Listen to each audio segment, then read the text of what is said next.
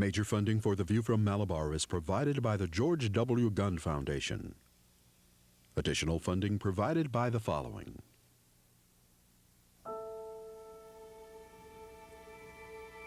Earth is an island. A small island, really, in the vastness of space. Barely 7,900 miles in diameter. Only 1/4 of its surface is covered by land. At one time, 30% of our Earth's land was usable for growing food.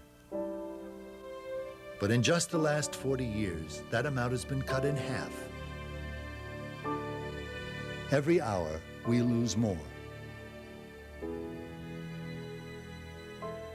The number of people on this planet has more than doubled in those same 4 decades. We are exhausting the Earth's resources at a rate that could hardly have been imagined a century ago.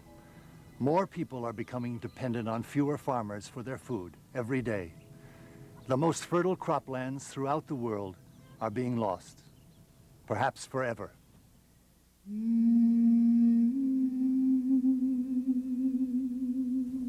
The best figures we have for the loss of farmland nationwide is just about 1 million acres a year.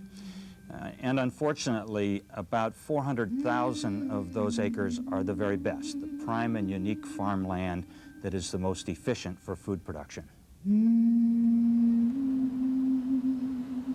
Loss of farmland really would be mostly due to development, urban sprawl, and the taking of agricultural land for non-agricultural uses.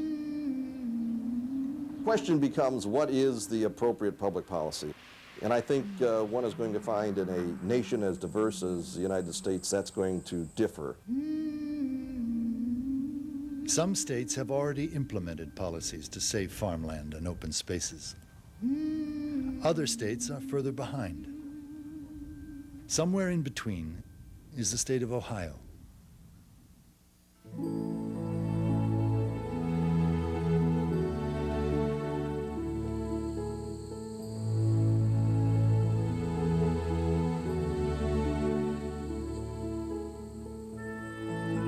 In Richland County, Ohio, there once lived a man named Lewis Bromfield.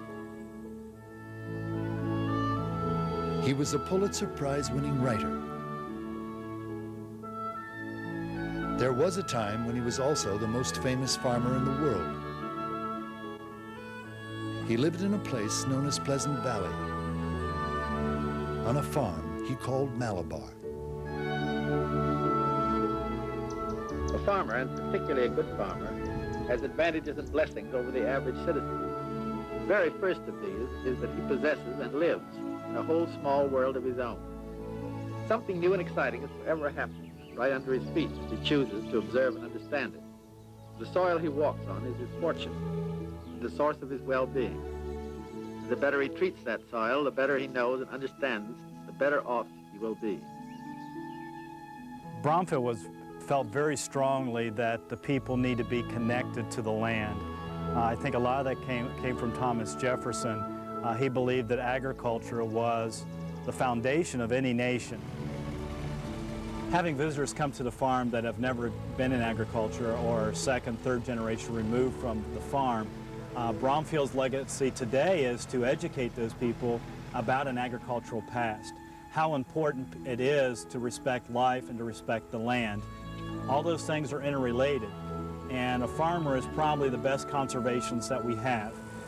Their livelihood depends on them taking care of the land and being good stewards.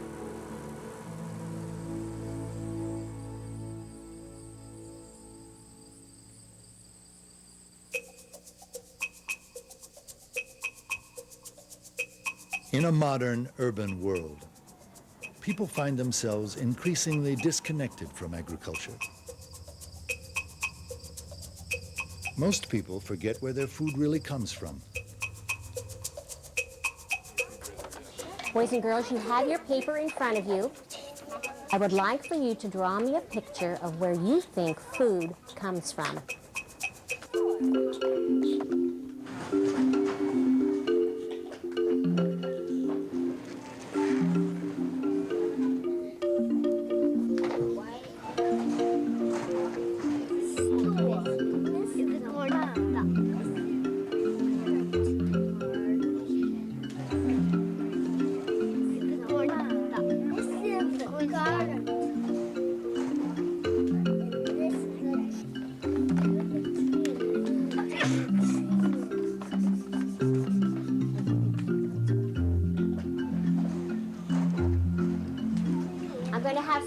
share what you drew. Lauren, what did you draw, honey? Where do you think food comes from? I draw the grocery store with food in it. Michael, what about you? A food truck and a forklift unloading the food. Alex Holderbaum, how about you? Store. The store, did you draw the store? Okay, can we see your picture? In this elementary school, most of the children drew pictures of a grocery store. Like many others, they begin their lives with little or no knowledge of farms or farming. Learning about where our food comes from and the importance of the land must begin with the very young.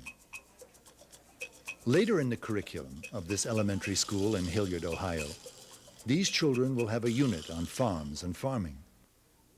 And it should not stop there. Stewardship of the land should become part of lifelong learning. Howard Sachs is a sociology professor at Kenyon College in Gambier, Ohio. His interest in the rural lifestyle led him to work with his students on something they called the Family Farm Project. The purpose of it was to understand farming broadly, not simply as an economic or biological phenomenon, but as an opportunity to see farming as integral to rural life in communities very much like Knox County all over the country.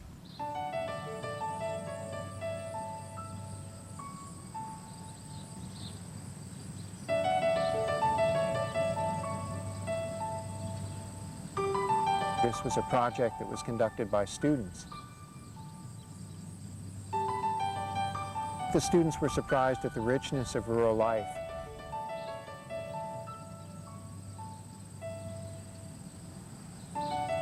One student said to me, when I thought about America, I thought about Los Angeles and Chicago and Cleveland and Philadelphia and New York, and everything else on the map was just an absolute blank.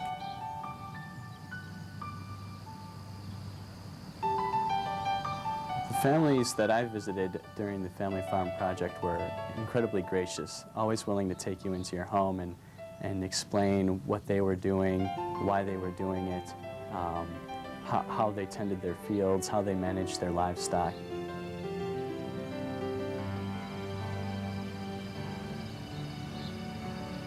It's a hard way of life. You have to be incredibly interdisciplinary in your approach.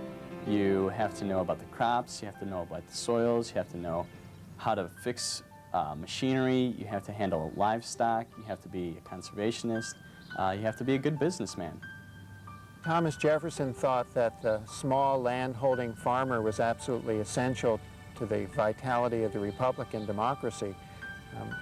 That kind of individual who has a strong sense of place and commitment to a piece of land and to the community that surrounds it is the sort of person who's going to be an active citizen and try to make the most of life in his or her community.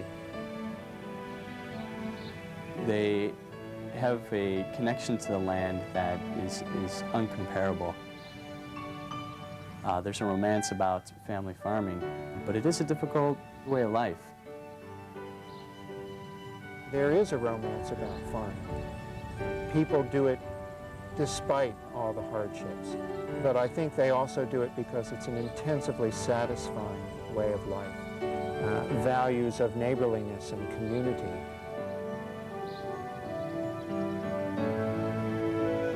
Just the joy of seeing the crops grow and knowing that they're contributing to life.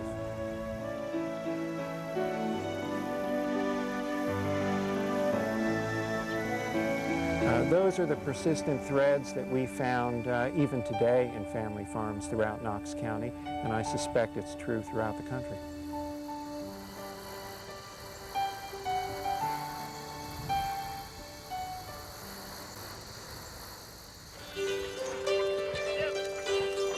Like other states, Ohio's roots are deeply embedded in agriculture.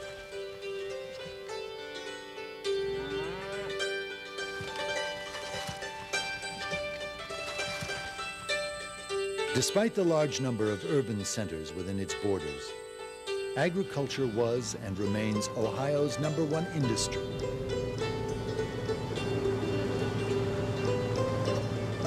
From the shores of Lake Erie to the rolling hills shared with Kentucky and West Virginia, 1 out of every 6 jobs is connected in some way to agriculture.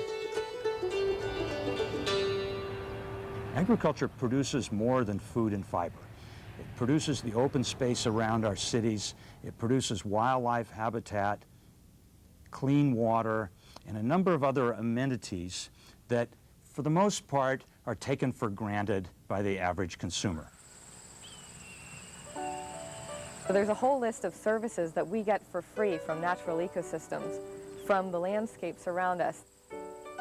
Gretchen Daly has spent her life studying nature's services, the things we get from nature that too many of us take for granted. It's important to start saying, well, how much flood insurance is provided by this buffer zone along the river, for instance? Or how much is our water made cleaner by these natural ecosystems around here? Or how much in the way of pollination services are being provided to these farmers and their cropland by this adjacent habitat that's supporting wild pollinators? Or how much pest control is being provided for free, basically, by the existence of this undisturbed land near agricultural lands?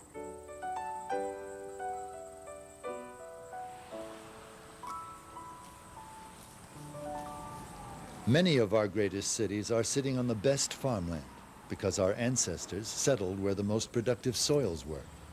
Because of that, it's often the best land that we're losing first.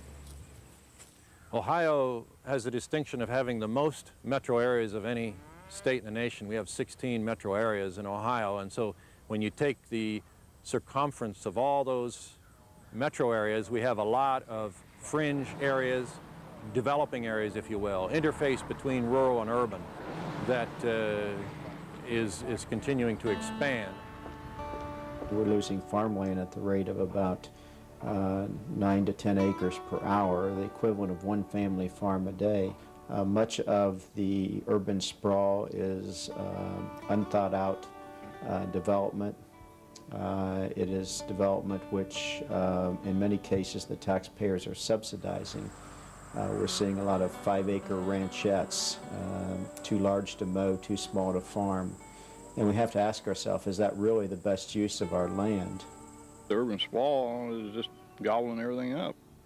You're not going to grow corn or beans or wheat where the houses come in. This is our heritage, and not only that, we like to eat, you know, and there's going to become a time where we're going to have a problem with that. I was born on a farm and live on a farm, raised on a farm, still on a farm. And I hate to see this urban sprawl come out and take over.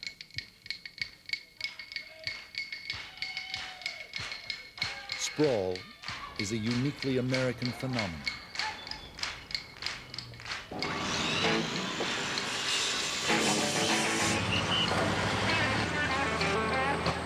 One of the terrible consequences of having built this suburban sprawl universe for 50 years is that we've literally erased from our cultural memory the distinction between what is the town and what is the country, and which is to say what is rural and agricultural and wilderness, and what is the human habitat.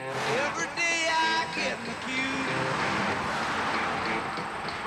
Get on a bus that takes me to you. I don't care how much I pay.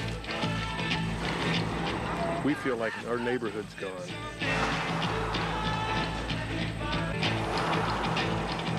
And we do all need places to live.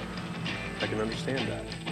When I come home from work and I go down the road and someone pulls out in front of me, I have the feeling of, what are you doing on my road? My family's lived on that farm since 1797. So I feel that that road and that farm, we were there first.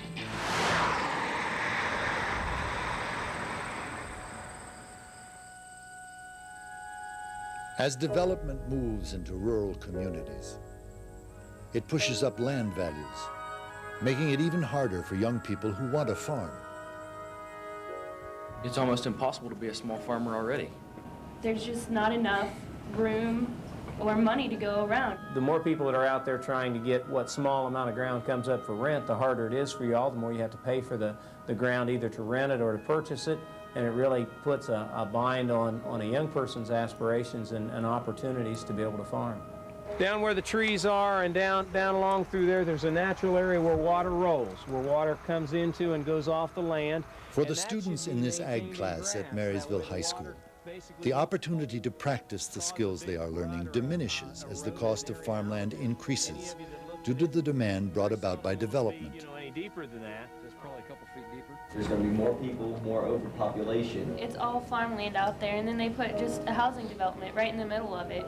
It's not just the farmer's part to sacrifice.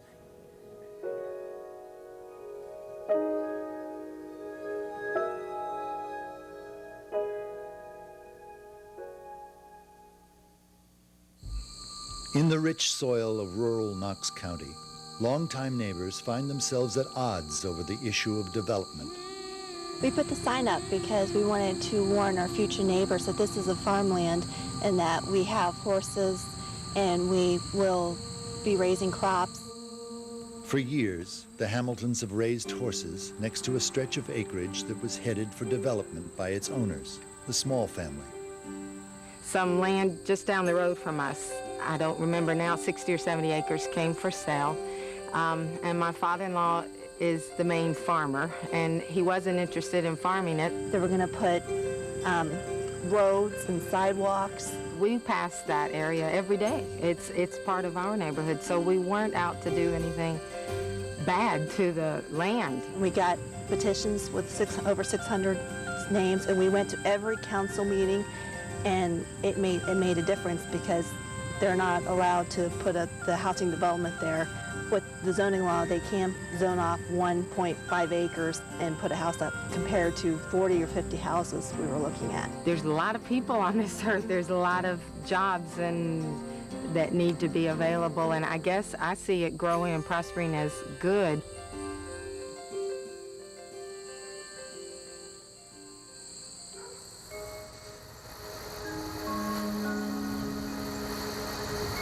In Westerville, north of Columbus, a family with a long history in the area has been caught up in the tide of urban sprawl. I'm Gerald Yarnell, my wife Barbara. I was born in this house here, and I've always lived here. My father and his wife and all, the family lived here and was raised here.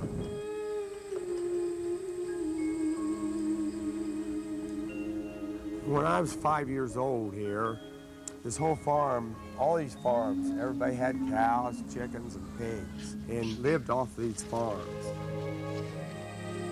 I was a city girl. I grew up on 5 acres out here this way, and then I moved to the large city. And I heard this guy had a salad full of money. And I thought, gee, that looks like a lot of money. So I came out and married him.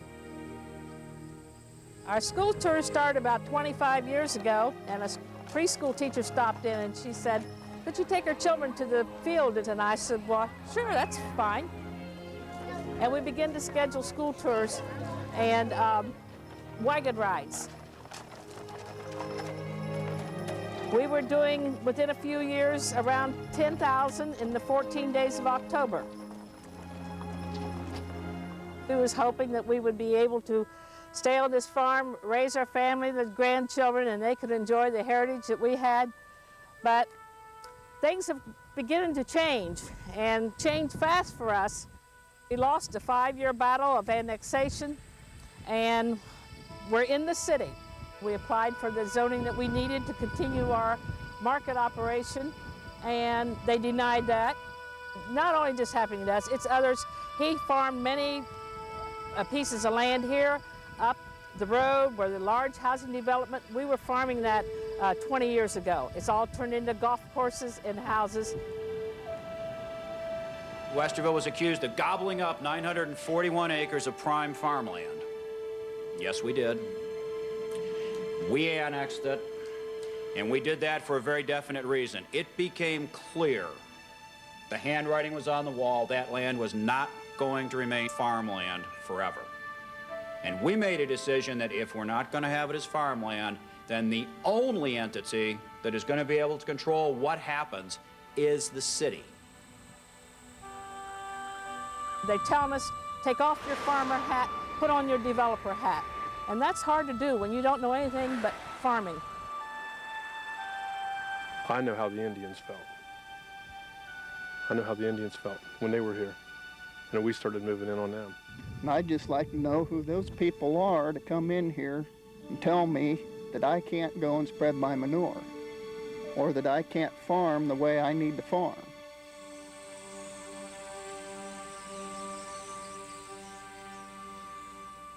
Another perspective on the issue of sprawl and development comes from the professionals who build and sell housing. They focus on consumer demand as the driving force influencing where and how new development takes place. Realtor Harley Ruda offers a perspective on how builders meet the ever-escalating demand for housing. First and foremost is new home construction. It's the easiest, it's the simplest for builders to do. You identify areas that have not been developed, that is basically what we would think of as the farm fields or the undeveloped forest areas that are typically on the outside areas of a growing city. They're easy to develop. You have control over the situation. You have control over the infrastructure, the roads, the sewers, the utilities, and you have the ability to lay it out as the developer envisions. So that's one area of development. The other area of development is what I would refer to as remodeling and renovation, and that typically will take place in strong, stable, long-term neighborhoods. The concept of American Dream is very simple. It's providing safe, comfortable shelter for your family within your means. It's almost a tacit right that Americans have, and I'm proud of that, because the whole process of somebody owning a home not only means you're providing shelter for your family, you're providing probably the best financial investment that you're making for that family. Home ownership is the American dream.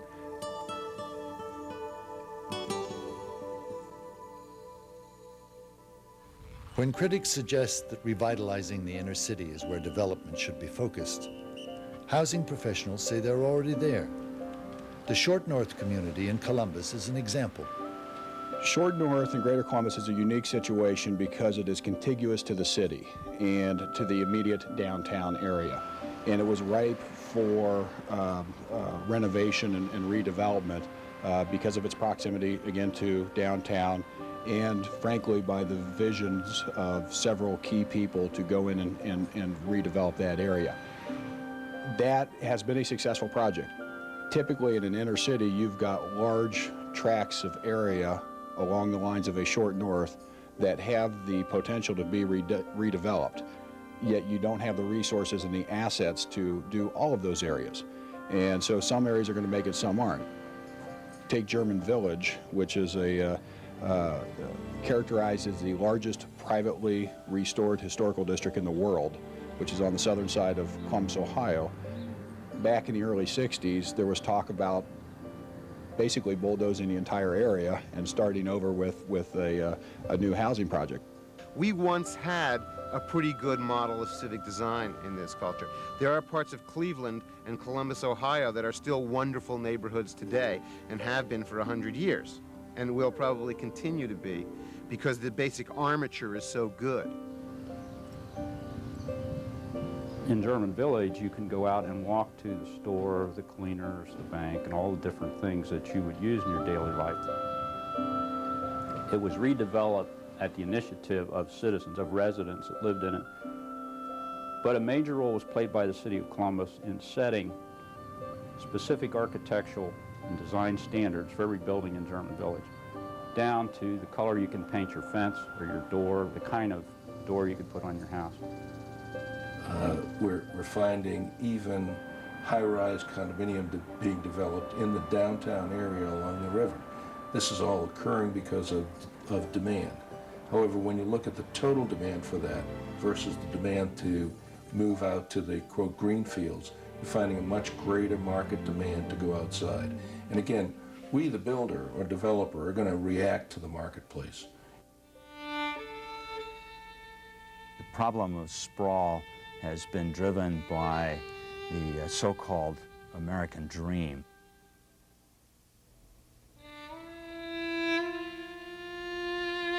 The kind of sprawl development pattern we see in Ohio cities, especially in Columbus, the consumption of land, some of which is prime farmland, is much higher than the growth rate in population or employment.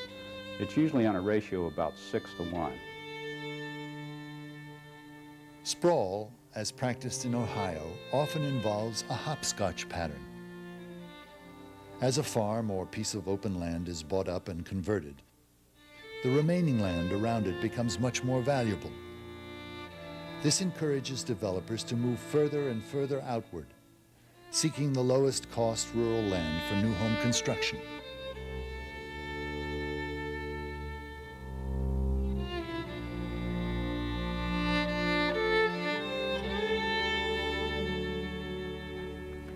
Much of the unrelenting demand for new homes is coming from people who work in our nation's urban centers, but who choose not to live or raise their families there. One such example is the city of Cleveland.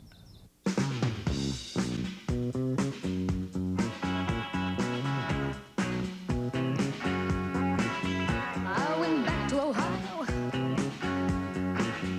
but my city was gone. There was no train station. There was no downtown. In the early part of the century, Cleveland was one of America's great industrial centers. Over the past half-century, the impact of global competition has taken its toll. Cleveland's population since the 1950s has dropped almost 50%. Its high point was in the late 1940s. It's lost a lot of real estate, buildings demolished, and it's resulted in the concentration of lower income, poorer people, middle class and upper class people have left. There's a dynamic that has gone on in Cleveland and in most metropolitan areas of this state and in fact nation, in which people would migrate into the city seeking to find jobs and productive life as a result of attraction of the growth in the economy. And as they started to build their nest egg, then these families or households would move outward. And so what occurred is the out-migration continued, but there was a dramatic decline in the in-migration. And by the time we reached the 70s and 80s, the population, which peaked at 1 million in Cleveland, had declined dramatically and was approximately 500,000. You've got a shrinking fiscal base. And then you add to that the consequent needs, the needs for rehabilitation, just the maintenance of streets, the rehabilitation of properties, the social services that are required for a more distressed population. Well, what happens when people move out into the suburbs, I think, is that the people left behind are the elderly and those with very limited income. And the resources to provide service for them, the infrastructure begins to deteriorate, the tax base gets depleted.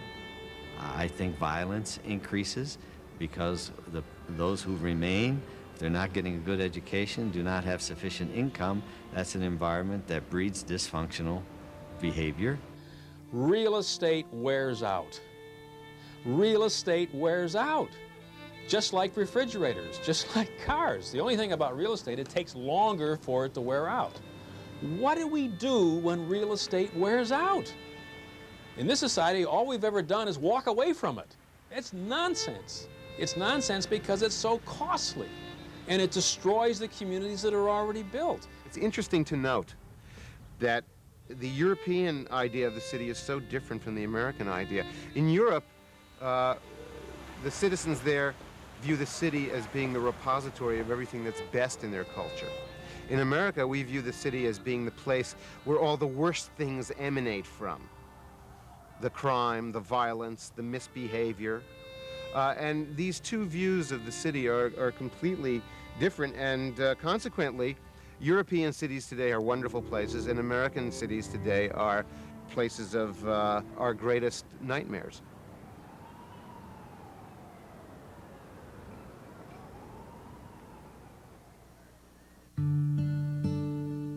In urban regions across America, development is extending well beyond established suburbs.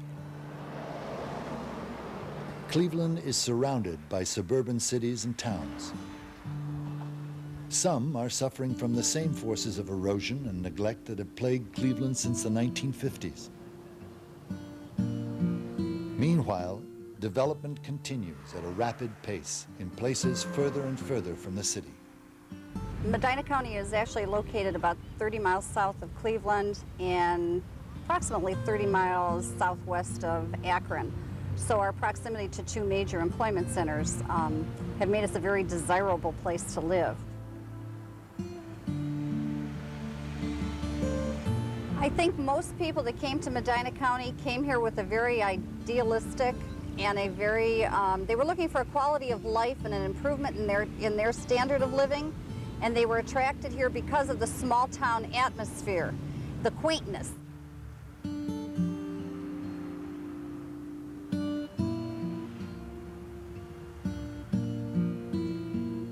Medina's changed a great deal in the past several years, and the American dream has a lot to do with it.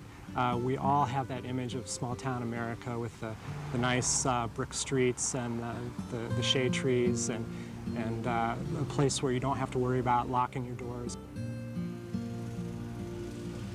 If you're in the real estate business or the home construction business, Medina has changed very positively. It's booming from that standpoint. If you're just an average longtime resident who now finds that it takes an hour and a half to get across town to go to the bank and go to the store and get back home, it's not changed for the better.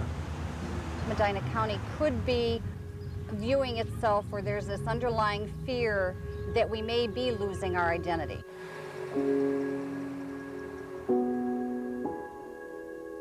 Recently, the Planning Commission did a survey and a study and determined that we're losing 40 acres of farmland and open space every week.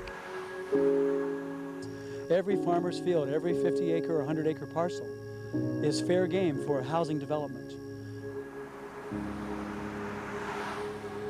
And we've seen traffic double in the last 10 years on the highways, and we expect that will happen again in the next 5 to 10 years. By surveying our population, that farmland preservation and open space preservation rank #1 and #2 in this county. People are not happy with the way we are growing. I think too many people in leadership positions are wanting to treat the symptoms and not the disease. Disease may seem like a strong word, but disease, if you look at it, is dis-ease, unease, ill-at-ease, and this is a community that is ill-at-ease. Those landmarks that give us a sense of place, a silo here, an oak tree there, a country road, the opportunity to see agricultural production at work. Those attributes that give us the sense of place, we want to preserve those. Folks in the county overwhelmingly want to preserve those.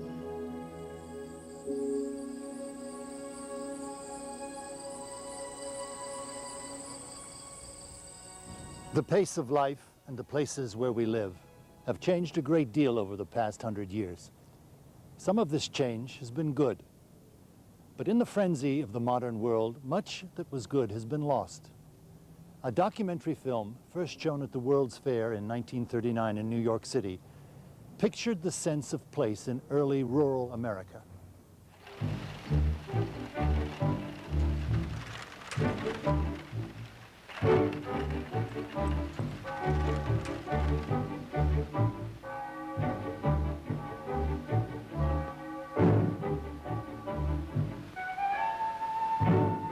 A century or two ago, we built our church and marked the common out. We raised the town hall next, so we could have our say about the taxes, or whether we need another teacher for the school. When town meeting comes around, we know our rights and duties, and no harm if we disagree. In all that matters, we neighbors hold together. There was lasting harmony between the soil and what we built or planted there. We used our hands and mastered what we laid our hands on. Working and living, we found a balance. The town was us, and we were part of it. We never let our cities grow too big for us to manage. We never pushed the open land too far away. In the 1930s, small towns were growing, but a sense of community remained. This was Mount Vernon, Ohio, just before World War II.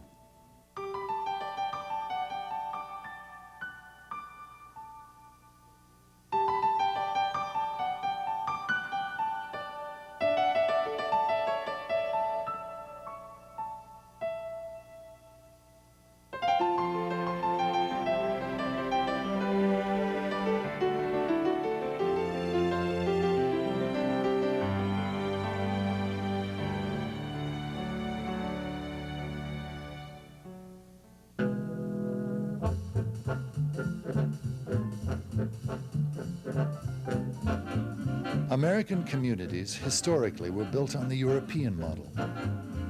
Urban centers had compact neighborhoods connected by public transit.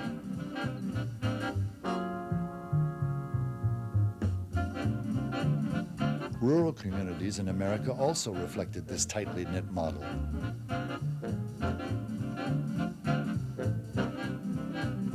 In those days, as far as the American dream was concerned, was about having a secure and safe place to live, someplace that was warm and dry. Houses were lumped together in small blocks. There was a real sense of community.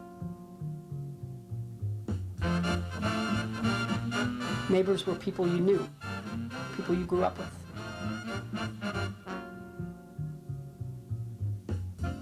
At the end of World War II, hundreds of thousands of young men returned home, ready to work. They needed places to live, places to raise their families.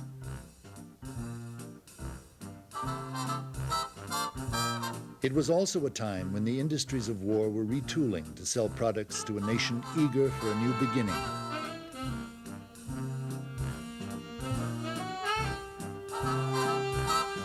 That was the beginning of suburbia. Planned communities built more for cars than for people.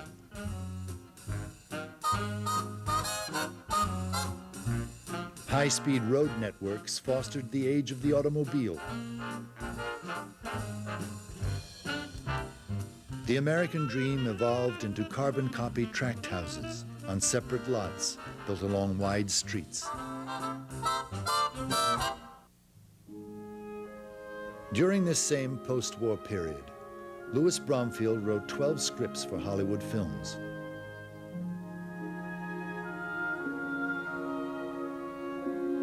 The most famous stars of the era were guests at Malabar Farm.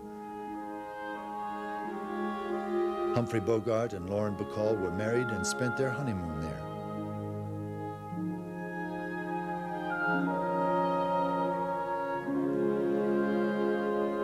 Bromfield himself became a celebrity. Above all, he became the most famous farmer in America.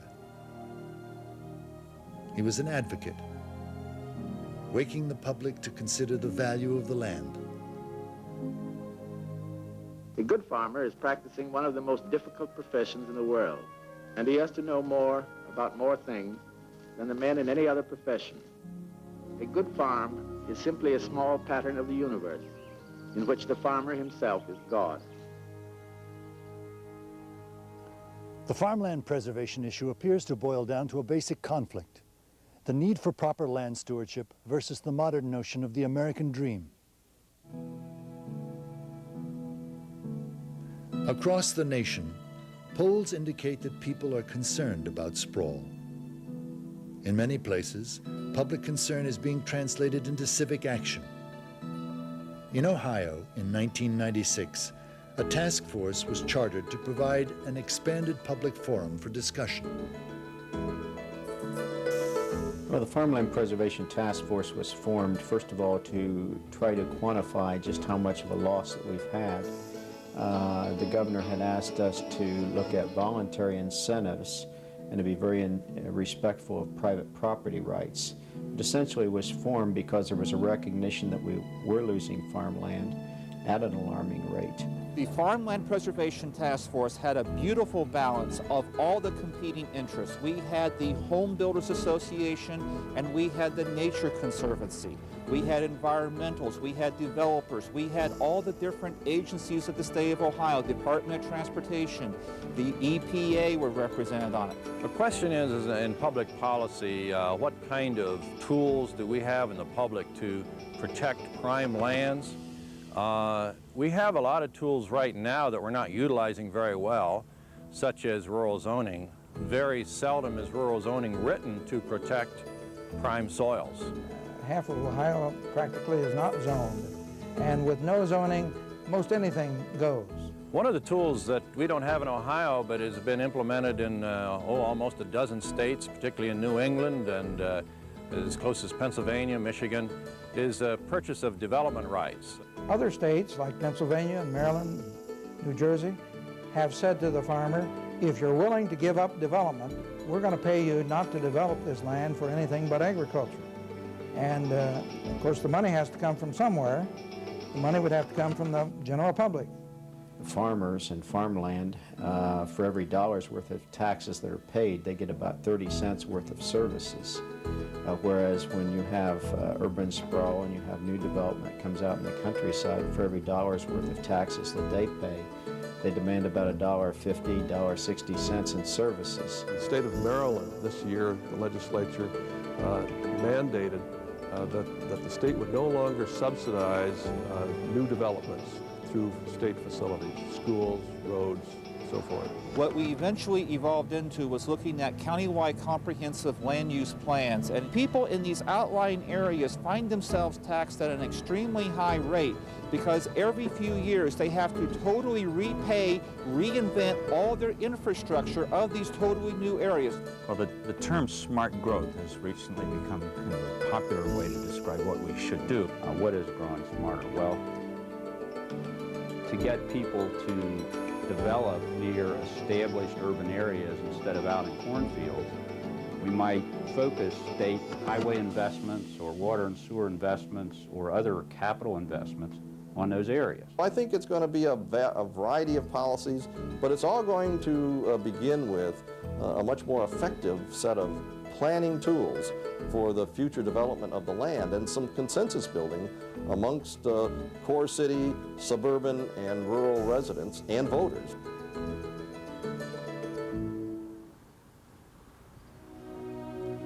The task force reported its findings in June of 1997. Thus far, due mostly to political wrangling, few of the recommendations have been implemented. Despite that, the issue of planning and local control is being taken up by communities across the state of Ohio. One such place is the Big Darby watershed, just west of Columbus. In the Big Darby watershed, agriculture is a very important player in maintaining that watershed and improving the quality of water and wildlife habitat. So that, in effect, is a community. It's essential that both development, farming, any use of the land be compatible with preserving the integrity of the creeks. There's an intrinsic value to the land that concrete doesn't do for the human being. We're getting a lot of changes that come with people, with hard surfaces, driveways, roads, roofs. The farm that you farm is prime farmland, beautiful ground for agricultural purposes. And then just recently zoned light industrial. You know, it's really kind of painful to see that kind of conversion to the land. When a developer is knocking on the door with a lot of dollars in his hand, a farmer probably doesn't have much of a decision to make. Unfortunately, a farmer can't make a living on 160 acres like he did a generation ago. I was at a meeting a couple of weeks ago where someone stood up and said, I think my house is worth $300,000 and I want development to occur so I can realize that development. Does society owe that individual that $300,000 that he feels his house is worth, or do we owe a farmer the right to develop their property and run that infrastructure at the cost of the inner cities? This isn't something that has been earned by that acre. It's in a lot of cases, it's been given to that land by the sewer or the water that's running down past there. As a farmer, I see a very high value in non-monetary things, the wide open space, if you will. How do you all feel about regulations? We can regulate till we're blue in the face. Okay. It means nothing if we don't have a sense of place.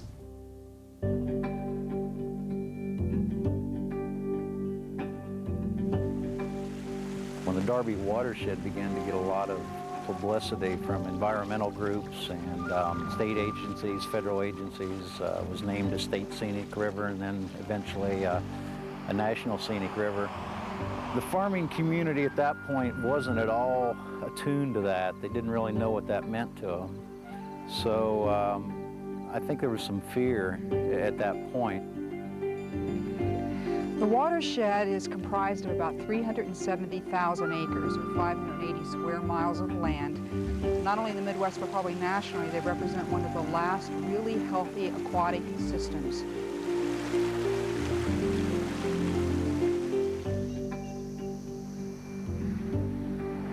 One of the most valuable partnerships that we have developed here in the watershed is with a group called Operation Future. Our members are active farmers in the watershed.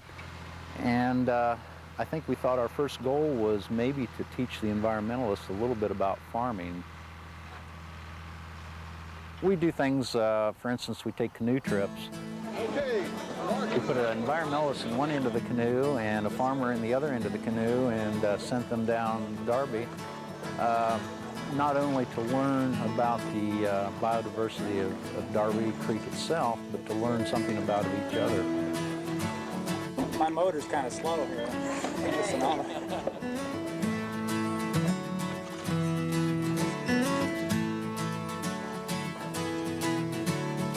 It's an education for everyone involved. We find that being in a canoe, it takes two people to paddle the canoe and successfully navigate down the river. So we find out we're not so uncommon in that respect, and many times by the time we're done with the day, we find out that we're very much in common about a lot of things. Great day on the Darby. Oh, yeah.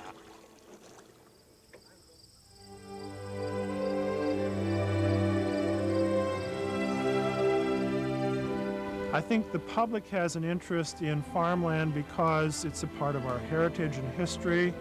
It's a part of what can make us feel good if we go for a Sunday drive. It's a part of being able to take your kids and pick a pumpkin off the ground where it grew.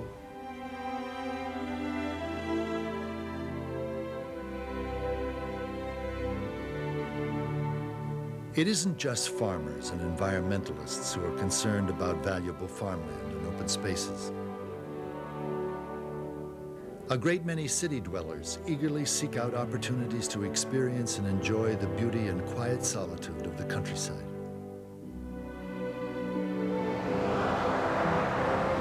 People love it. I mean, it's one of the things that Americans love about America is the countryside.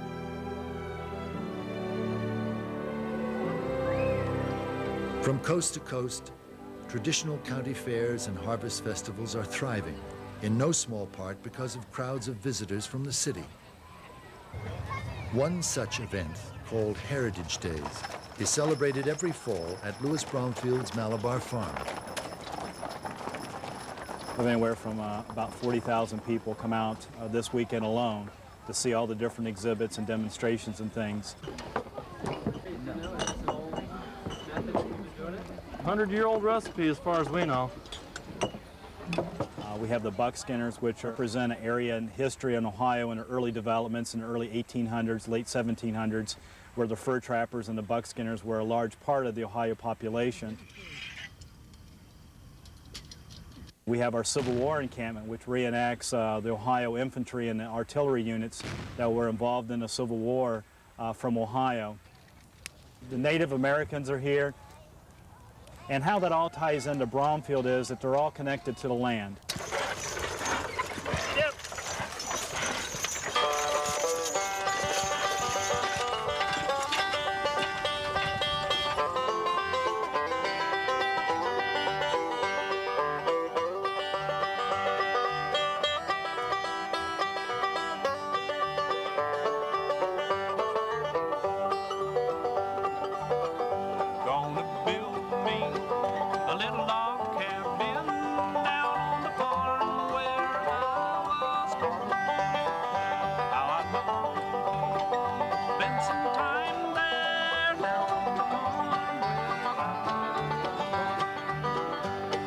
wake up in the morning down.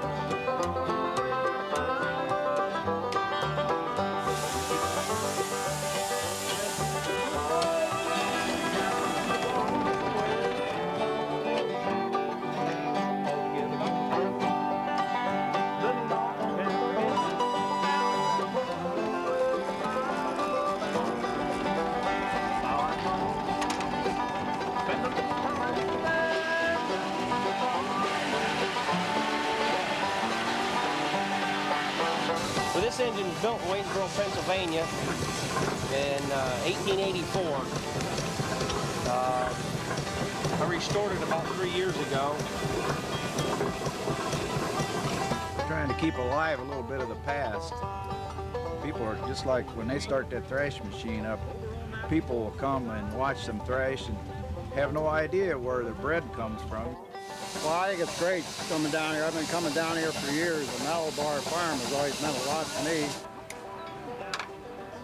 My great-grandfather was a broom maker, so I decided I wanted to learn what he was doing. He made brooms back in the early 1900s.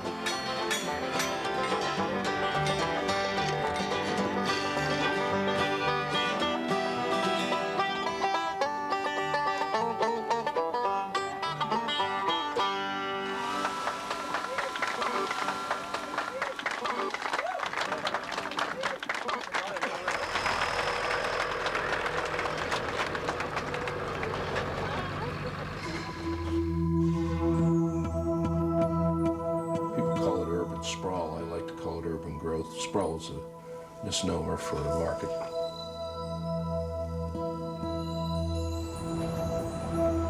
This cartoon that we call suburbia is neither the country nor the city.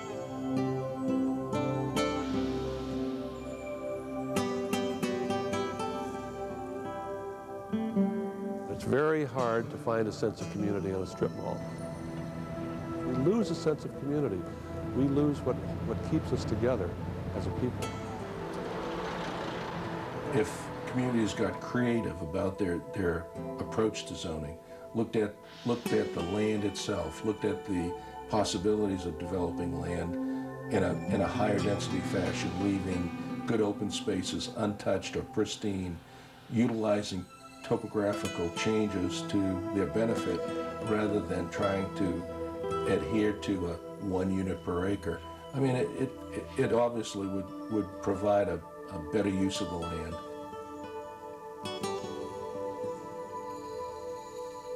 Blacktop is a terminal crop.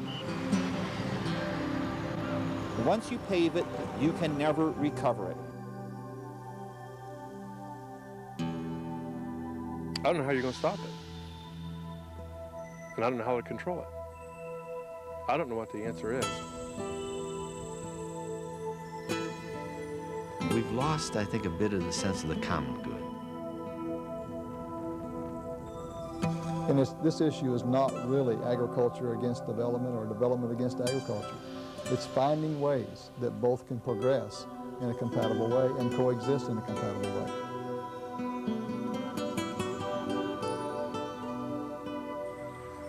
We need to rethink the American dream.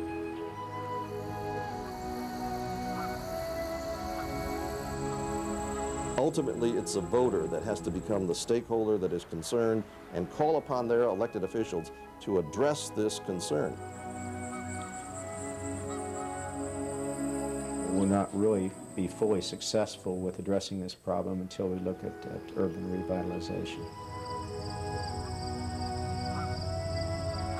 The view from Malabar means to me that people have the interest and the right to enjoy a quality of life that includes the natural amenities, open space, and a connection with the land. I think Louis Bromfield would say that Ohio has got an issue that needs to be dealing with. We simply can't afford to waste land as we have for the last 4 or 5 decades, or there won't be an American dream for any of us.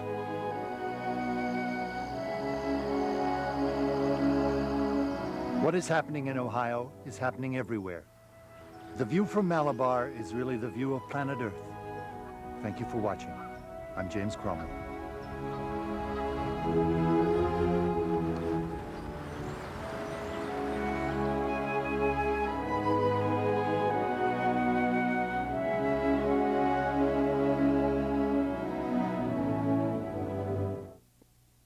You can purchase a VHS copy of The View from Malabar by calling 1-800-7-VOICES. Order now.